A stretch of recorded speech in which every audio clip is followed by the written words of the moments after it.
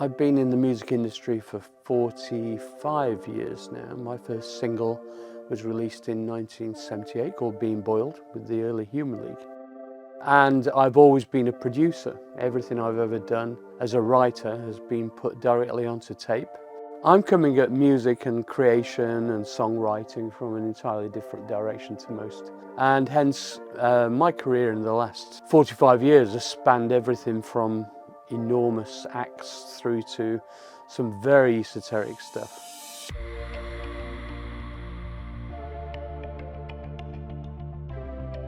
In terms of success, I suppose, commercially, the most important things were the first two Human League albums were not particularly huge sellers, but they set the scene, if you like, for future success. And then when the Human League split happened and Hammer 17 started, we really took off and started making a lot of sales. Worldwide, I think we sold about 5 million. I'm very proud that we are still performing those tracks today, and therefore our audience is actually growing currently in terms of live performance and tickets. My big breakthrough was Tina Turner, Let's Stay Together, which was on the Private Dancer album, together with a cover version of Bowie's 1984. And that album sold 22 million worldwide. That went on to mean that I got offered lots and lots and lots of albums, which I've produced over 100 artists. I'm from a very unusual background in as much as I learnt to compose and arrange at the same time as I learnt to produce and mould sounds using analog synthesizers. So I'm coming at the whole thing as a kind of holistic integration of sound design and composition, production, writing and performance.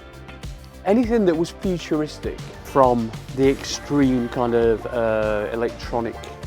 electroacoustic scene of things like Xenakis, computer music and stuff like that, to the most banal pop music like popcorn. My love of acoustic design stems from that, and of course my love of immersive sound has come from that as well, because it's a fact that what impacts us emotionally is vibrations moving through air, and if you can reproduce that in the most accurate way possible. Ultimately, when the technology was available and we co-designed this technology called 3D Audioscape, which we still use to this day, nearly 25 years on, I was fascinated with the ability to manipulate sound and create that kind of magic. A couple of years ago, I became obsessed with audiobooks, also podcasts. I thought I could do that. I know a lot of people in the music industry. And now, 2.5 years on, nearly 200 episodes, some of the most famous people in the music industry I've managed to persuade to do it. I feel very confident interviewing people, and it's quite informal. I call it informal with depth. So I'm very happy with it, and it's led to a lot of meeting a lot of interesting people, and just generally it makes me feel good doing it.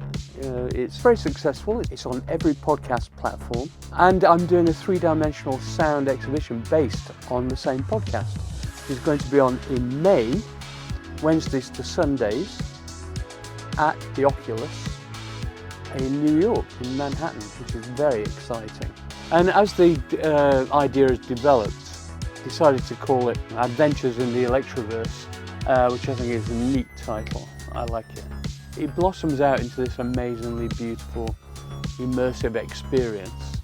And it'll be some of the great stories of the podcasts. There's some funny stuff, some meaningful stuff. I'd love you all to come along. It's free, amazingly, thanks to the sponsorship of Monitor Audio Group.